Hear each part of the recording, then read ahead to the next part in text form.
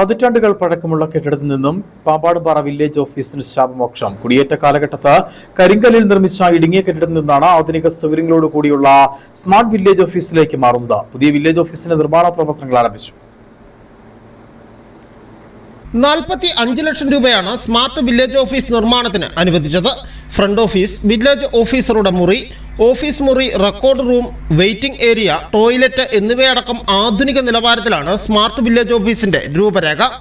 Special assistant to state for capital investment പദ്ധതി പ്രകാരം നിർമ്മിക്കുന്ന കെട്ടിടങ്ങളുടെ നിർവഹണ ഏജൻസി പൊതുമരാമത്ത് വകുപ്പാണ്. കഴിഞ്ഞ ദിവസം പാമ്പാടുംപാറ സ്മാർട്ട് വില്ലേജ് ഓഫീസിന്റെ നിർമ്മാണ ഉദ്ഘാടന ചടങ്ങുമായി ബന്ധപ്പെട്ട് മുണ്ടിയർമ പഞ്ചായത്ത് കമ്മ്യൂണിറ്റി ഹാളിൽ സംഘടിപ്പിച്ച പരിപാടിയിൽ എം മണി MLA ശിലാഫലക അനാച്ഛാദനം നിർവഹിച്ചിരുന്നു.